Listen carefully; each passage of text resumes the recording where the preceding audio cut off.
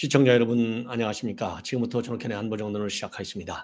자, 이번 시간에는요 역시 돈봉투 관련 내용이 굉장히 중요한 것 같아서요 돈봉투 관련 내용을 중점적으로 말씀을 드리도록 하겠습니다.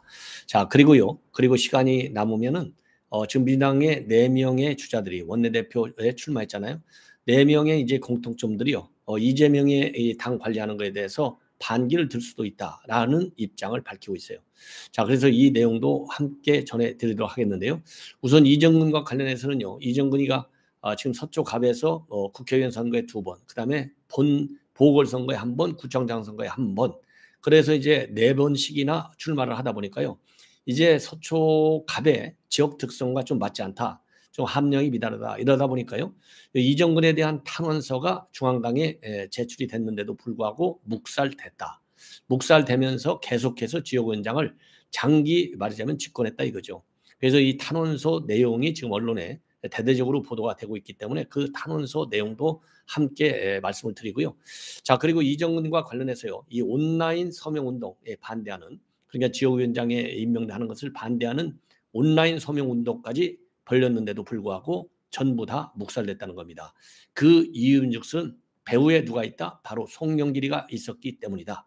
그래서요, 다양한 형태의 비판, 탄원서라고 하는 것은 뭐 좋은 의미로 뭐 이 감형해달라 이렇게 하는 탄원서도 이 법원이라든가 이 검찰이라든가 경찰에 넣는 탄원서도 있지만은, 이거는 잘못된 사람이기 때문에 함량 비단이니까 이런 사람을 서초갑에 지역위원장으로 임명해서 계속 공천을 줘서야 되겠느냐, 반대하는 탄원서예요.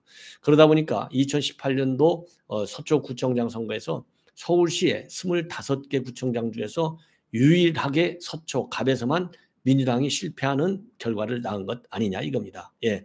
자, 그러한 이 비판적 탄원서하고 온라인 서명운동에 관해서 소개를 좀 해드리도록 하겠고요. 그리고 이렇게 돈봉투 문제가 계속되는데, 지금 이제 유인태에서부터 시작해갖고 민주당 인사들이 뭐라고 하고 있습니까? 그거 전당대회 때 돈 뿌리는 거 그거 다 일반화돼 있는 거야, 그게 뭐 대단한 건가, 이런 식으로 지금 여론을 갖다가 조작하고 있잖아요. 여론전, 심리전을 벌이는 거예요. 나쁜 심리전이죠. 그러다 보니까요, 지금 이제 한동훈 장관이 지금 무슨 소리냐? 이게 전당대회 이런 식의 전당대회라고 해서 이게 관행이라고 해서 수사를 안 해? 그러면 스포츠 수사하면은 스포츠 관련해서 불법이 있을 때 수사하면 그게 스포츠 탄압이냐? 강력하게 반박하는 입장문을 내놓고 있습니다. 그래서 이 내용에 관해서도 소개를 해드리도록 하겠고요. 그리고 이제 전주로 알려져 있는 분이 지금 이제 언론에 여기저기 언론에다가 인터뷰를 하고 있는데, 한마디로 내가 지금 이 전당대회가 됐든 뭐가 됐든 돈을 후원하는 거, 이거는 왜냐하면 정기적인 후원도 하고 있어요. 이 사람이 보니까 강남에 살고 아마도 반포에 사는 것 같아요. 돈이 좀 있는 재력가라고 합니다. 본인 스스로가 재력가래요, 강남에. 그래서 강남 좌파라는 소리를 듣는데, 이 사람이 이제 이 586 정치권 인사들하고 굉장히 가깝다는 거예요. 그래서 586 정치권 인사들 12명에게 후원금을 낸 것이 지금 대대적으로 보도가 되고 있고, 제가 간략히 언급도 해드린 바 있어요. 그런데 제가 워낙 빠르게 보도하다 보니까요, 지금 메인 뉴스 미디어에서는 이거를 지금사 뭐 계속해서 대서특필하고 있어서 관련 내용을 추가적으로 좀 더 보완해서 말씀도 드리도록 하겠습니다. 그래서 이 전주 얘기를 보면요, 지금 언론에 나오는 얘기 이거가 많이 사실과 다르다 이렇게 부인을 하고 있어요, 부분적으로는. 그래서 이정근이한테 연락이 와서 전화 통화한 거 이거는 사실이다. 그러나 강내구한테 전화를 와서 강내구한테 돈 봉투 내는데 돈을 준 거 이거는 절대 사실이 아니다. 아예 강내구라는 사람은 잘 알지도 못하고 만나지도 않았고 전화한 적도 없다. 다만 이정근이하고는 전화했다. 왜냐하면 이정근이는요 직접 이게 다 나오잖아요, 녹취가. 예, 그래서 그 이 강하게 항변하는 인터뷰를 했습니다. 그래서 이 전주의 인터뷰도요 상당히 의미가 있고, 앞으로 이 돈봉투 사건을 우리가 판단하는 데 있어서 굉장히 또 하나의 이 변수가 될 수 있기 때문에 전주 입장문도 함께 여러분들께 보도를 해드리도록 하겠습니다. 자, 그러면은요 대개 이렇게 만약에 이정은이가 잘 나간다 그러면 뭐 탄원서고 온라인 서명운동이고 이런 게 뭐 별로 안 나올 텐데, 지금 뭐 최소 이 막다른 골목에 있는 건 아니겠어요? 그러다 보니까 탄원서에 대한 언론 보도도 집중적으로 지금 나오고 있어요. 예, 그래서 지금 탄원서를 보도하고 있는 언론 매체는 주간조선에서 대대적으로 보도하고 있습니다. 그래서 이 이정근 탄원서를 갖다가 중앙당에서 묵살한 것이 잘못된 것이다 이거죠. 그 당시 탄원서를 냈을 때 이 중앙당에서 제대로 이 탄원서 내용을 검증하고 중앙당에서 거기에 맞게 인사를 하고 행정을 했으면은 지구당을 관리했으면은 이런 사건이 안 일어날 수도 있었다. 이거를 갖다가 우회적으로 밝히는 내용이라고 저는 해석을 하고 싶어요. 그래서 이 탄원서의 내용을 보면은요, 참 이거 뭐 방송하기도 좀 그런데 하여튼 안 좋은 얘기는 거기에 다 들어가 있어요. 뭐 이정은 씨가 함량 비달이다, 자질과 품성이 잘 맞지 않다. 그래서 이 당원들조차도 민주 당원들조차도 이정근을 찍지 않는다. 그러는 바람에 조은희가 2018년도 이 선거에서 구청장 선에서 됐다. 그래서 25개 자치구 구청장 중에서 유일하게 낙마했다. 예. 요런 내용으로 지금 되어 있고요. 그리고 또 이제 허위 사실과 관련해서는요. 체납 1억 원에 가까운 체납 사실이 있었는데 그때 체납과 관련해서 공식적인 사과도 하지 않고 오히려 남편 질명 간호 때문에 이 체납을 한 것일 뿐이다. 이렇게 궁색하게 변명을 하고 또 4년 전에는 세금을 완납했다고 언론에 밝혔는데 나중에 보니까 불과 1년 전까지만 하더라도 체납 사실이 해결이 안 됐더라. 예, 이렇게 이제 거짓말을 하고 있다는 점도 부각시키고 있어요. 그리고 인사 문제에 있어서도요. 굉장히 적법한 절차를 무시한 인사 전횡이 많았고 그리고 아부하지 않거나 또는 반사 이익이 없다고 판단될 경우에는 왕따를 시켜서 스스로 사퇴하게 하는 그런 나쁜 인사를 밀어붙였다. 갑질 인사를 했다는 것이죠. 한마디로 인해서. 그래 인사 전횡도 심각했다. 이렇게 지적을 하고 있어요. 자, 그래서 말이죠. 이 지역 이 상무위원이라든가 고문들도 본인 의사와 관계없이 자기 마음에 안 들면 전부 다 잘라내는 갑질 인사를 많이 했고 그다음에 구의원 선거할 때 이제 구의원 뽑을 때 이제 비례 후보도 있잖아요. 비례 후보도 전혀 이 민주당 일을 해보지 않은 본인이 그야말로 수족처럼 써먹은 인턴 이런 걸 갖다가 느닷없이 이 비례대표로 세우는 그런 불법도 했다. 예. 이렇게 주장을 하고 있습니다. 자, 그리고요. 일부 민주당 구의원 후보에 대해서는 공천 대가로 거금이 오고 갔다라는 이 내용까지도 들어가 있다고 합니다. 자, 그다음에는 또 이 온라인 서명, 온라인 반대 서명 운동까지 벌어졌다는 거예요. 뭐 이 내용들을 보면은요. 대부분이 정치적인 자질 부족, 그다음에 또 기본적으로 정치적인 철학도 없다. 이렇게 해서 굉장히 비판하고 이 비판하는 그런 내용으로 되어 있어요. 자, 그럼에도 불구하고 중앙당에서 계속 신임을 얻어 가지고 4번의 선거에 전부 다 출마를 하는 무리수를 뒀다는 것이죠. 그래서 오늘날 이러한 선거로 연관이 된 것이 아니냐. 그리고 왜 정치 철학이 없다라고 볼 수밖에 없냐면 이제 정치적인 이력과 관련이 있는데요. 본래 2014년도 선거 이 구청장 선거 때는 바로 그 당시에 이 조은희 국민의힘 후보를 지원하는 캠프에서 일을 하다가 2018년도에 느닷없이 신발을 받고 싶어 신어가지고 민주당 쪽으로 넘어갔다는 거죠. 민주당 쪽으로 넘어가면서 처음에는 이낙연계 쪽으로 일을 했는데 그러다가 또 송영길 쪽으로 넘어갔다. 이러다 보니까 이 사람이 과연 정치적인 신념이라는 게 있을 수 있겠느냐. 이러한 비판이 지금 나오고 있습니다. 자, 그래서요. 자, 이런 뭐 비판 뭐 일단 여러분들께서 지금 이정근 씨에 관해서 이제 저보다도 더 많이 아시는 분들도 계실 거예요. 자, 이러한 비판이 있다는 점을 말씀을 드리고요. 그 다음에 또 하나는요. 지금 이제 제가 보도해 드리고 싶은 것은 지금 동아일보에 본래 오늘 일찌감치 말이죠. 이 단독으로 보도된 바 있어요. 그런 이 단독으로 보도된 바 있고 단독으로 이제 보도된 바 있는데 단독 보도 내용은요. 지금 이제 쩐주라고 하잖아요. 쩐주. 그러니까 이 강내구가 돈을 모으는데 돈을 대준 사람이 김모 씨다. 이렇게 알려져 있고요. 김모 씨에 대해서는 지난 12일 날 이미 사무실과 주거지에 대한 압수수색을 단행한 것으로 되어 있고 압수수색할 때 핸드폰도 압수수색이 당연히 됐죠. 자, 그래서 이번 주 초에 내주 초지요. 벌써 이제 오늘 금요일이니까 이 휴대폰 포렌식을 하는데 이 본인이 와서 또는 변호인이 와서 참관을 해야 되잖아요. 그래서 이제 검찰의 소환 조사도 임박했다. 이렇게 알려지고 있는 김모 씨입니다. 그래서 동아일보 단독 보도를 비롯해서 지금 이제 방금 전에는 조선일보가 보도하고 있어요. 조선일보가 지금 4시 5분에 보도를 하고 있습니다. 동아일보 단독 보도는 오늘 오전 11시경에 나왔어요. 그래서 이렇게 이제 메인 미디어에 이 스폰서 의혹을 받는 사건에 대한 이 보도가 많이 나오고 있습니다. 그래서 인터뷰 내용은요. 이 본격적인 인터뷰는 동아일보에서 했고 그리고 조선일보도 전화 인터뷰를 했습니다. 그래서 이 두 언론 매체가 가장 많이 보도를 하고 있어요. 문화일보에서도 일부 보도하고 있고요.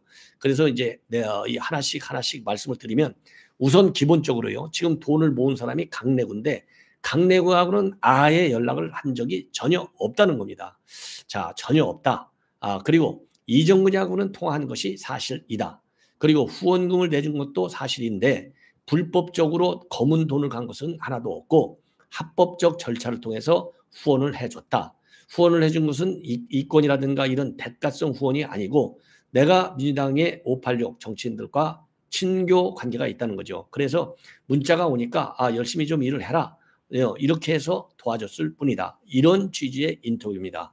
쉽게 얘기해서요. 그리고 이 사람은 어떤 사람이냐? 이 사업가인데요. 사업가인데 과거에 말이죠. 2021년도 뭐 과거라고도 볼 수 없네요. 한 2년밖에 안 되니까 2021년도 전당대회가 있기 석 달 전에 4억 원 정도 사기를 당했다고 합니다. 4억 원 사기 정도 되면 굉장히 돈은 많은 사람이죠. 이 사람이 아마 서초 갑 사는 것 같아요. 그래서 이정근이하고도 또 가까운 것 같습니다. 예. 그래서 4억 원 정도 이 사기를 당했다는 얘기를 하고요. 그리고 강남 지역에서 30여 년간 오랫동안 사업을 해와서 소위 강남 좌포로 불린다는 겁니다.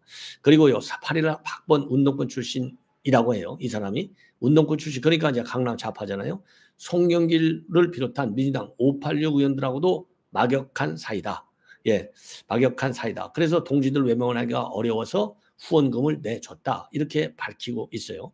자, 그리고요. 이정근과의 관계에 대해서는요. 강남에서 사업하면서 오래 해가지고요.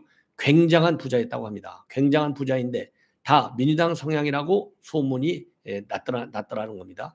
자, 그러면서 이정근이가 10여 년 전에 본인을 찾아와 가지고 결국 알게 됐고요. 자, 그리고요.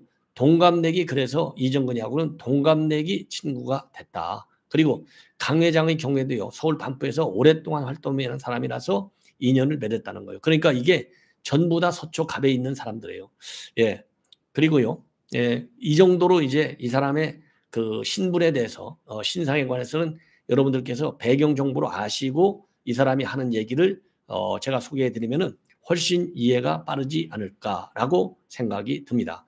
그래서요. 동아일보 인터뷰 내용을 보면은요.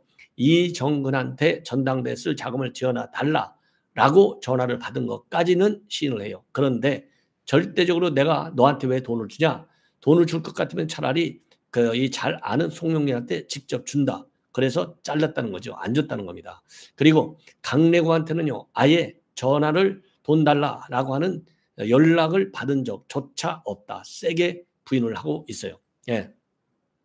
자, 그러면서요. 예, 그러면서 이 송영길이하고는 오래된 친구이기 때문에 이정근과 같은 중간 다리 놓아줄 사람이 전혀 필요 없고 이것이 평소 본인이 거절하는 일종의 거절 방법이다. 이렇게까지 밝히고 있습니다. 예, 그래서 이제 거절했다는 것이죠. 자, 그리고요. 녹취파들을 보도를 보면은 이정근이가 자기 돈을 받아내려는 논의를 하는 과정에서 본인 이름이 나오는데 본인 이름이 등장하니까 검찰이 집과 사무실을 압수수색한 건데 나는 돈을 준 적이 없다. 분명하게 얘기를 하고 있어요. 그리고요. 이 강내구는 본인한테 돈을 막 달라고 요구할 수 있는 그런 사이도 아니다. 이렇게 부인을 하고 있습니다. 자, 그리고 말이죠. 이런 대단한 재력가라고 하는 소문과 관련해서는요.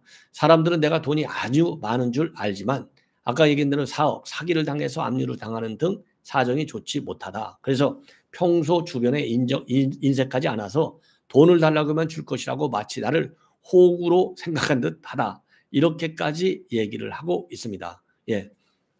그리고요. 그리고 이제 또 다른 이제 언론 매체에 나오는 보도를 보면은요. 이제 정치 후원을 한 것과 관련해서는요. 우선 이 사람이 말이죠. 이 김 씨가 윤관석 플러스 다른 민주당 의원 3명한테는요. 500만 원씩을 후원금을 냈어요. 그러니까 법이 허용하는 최고의 후원금을 내준 겁니다. 예. 법에 따르면요. 개인은 500만 원, 법인은 2천만 원까지만 할 수 있도록 되어 있지 않습니까? 그래서 500만 원 후원을 윤관석에게는 딱 했다는 겁니다. 그리고 2008년부터 작년까지 민주당 의원 12명에게 총 6,500만 원을 후원했는데 주로 수도권과 호남 지역 의원들에게 후원금을 한 것으로 알려지고 있어요. 그리고 윤관석에 대해서는요. 2018년도에 이어서 작년에도 500만 원을 후원했는데 이 김 씨가 두 차례 후원금을 보낸 사람은 윤관석이가 유일하다고 합니다. 예. 이번에 윤관석이가 이제 6천만 원 모은 사람, 모으는데 직접 개입한 주도 인물 중에 하나잖아요. 그리고 그럼 윤관석과는 어떤 관계냐? 학생운동을 하던 시절부터 알고 지낸 사이였고 후원금 모금 문자가 와서 응원하는 마음으로 돈을 보냈다. 그래서 부정한 방법으로 돈을 준 것은 단 한 번도 없고 다른 의원들한테 후원금을 낸 이유는 본인도 학생운동을 해서 아까 그래서 이제 강남 좌파라고 했잖아요. 정치하는 친구들이 많고 운동권 출신 인사들에게 부채 의식이 있어서 사업이 잘 되는 해에는 몇 차례 후원금을 보냈을 뿐이다. 예, 그리고요. 이 통화 녹화를 보면은 강내구하고 이정근하고 통화하는데 이정근한테 이 강내구가 뭐라고 훈수를 둡니까? 이 뭐라고 얘기하냐면은요. 돈이야 그런 게 이정근이가 강남구한테 그러잖아요. 야, 돈 필요하면 누구한테 요구해? 그러면서 김 씨한테 이제 이거 익명 처리가 됐는데 이 사람한테 연락하냐? 그러니까 강내구가 아이 그 사람밖에 없잖아. 다른 스포츠 어디 있어요? 이런 녹음이 나와요. 이런 녹음이. 이게 바로 이 김 씨를 얘기하는 거예요. 그래서 이 김 씨에 대해서는요. 본래 내주 초에 이 소환할 예정으로 있다. 이런 보도는 이미 제가 해드렸어요. 어제. 그런데 지금 이 조선일보 보도를 보면요. 25일 조사한다라고 날짜까지 처음으로 나왔습니다. 예. 자, 그리고요. 예, 그리고 이정근이한테는 전화를 받았다. 이렇게 지금 되어 있잖아요. 요것도 이 조선일보 인터뷰에서는요. 내가 송영길 전 대표, 강내구 씨와 이정근 씨를 모두 알고 있고 21년 전대 때 이정근이가 나에게 돈을 달라고 한 적도 있는데 그때 내가 돈은 한 푼도 안 줬고 내가 왜 너한테 돈을 주느냐 이러한 내용이 나온다. 그 왜 너한테 줘? 송영길한테 직접 주지? 이 얘기나 마찬가지예요. 예. 그래서 지금 이 김 씨가 이 강내구와 통화한 것은 전면 부인하고 있고 이정근한테는 요청을 받았는데 주지는 않았다. 이렇게 얘기를 나오고 있어요. 그리고 강내구 씨가요. 오늘 이제 영장실질심사에 출석하면서 송영길이도 돈 봉투 전달 사실을 알고 있느냐. 왜 그러냐면요. 이정근이가 송영길한테 강내구가 돈을 좀 많이 썼어. 이 얘기를 했다는 거 아니에요? 녹취에 나오잖아요. 그러니까 잘했구만. 이 얘기까지 나오잖아요. 그러니까 여기에 대해서 지금 기자들한테는 얘기하지 않고 언젠가는 말할 날이 있을 것이다 하고 바로 끝까지만 얘기를 했어요. 그리고요. 취재진이 돈 봉투에 대해서 말할 시기를 염두에 두고 있느냐라고 물으니까 뭐 있겠죠. 그래서요. 이 강내구의 폭탄 선언도 곧 터질 가능성이 큰 것이 아니냐. 이렇게 생각이 듭니다. 예. 자, 이번에는 아까 지금 말씀드린 대로 16명은 뭐 충분하게 이 정도면 설명을 해드린 것 같아요. 자.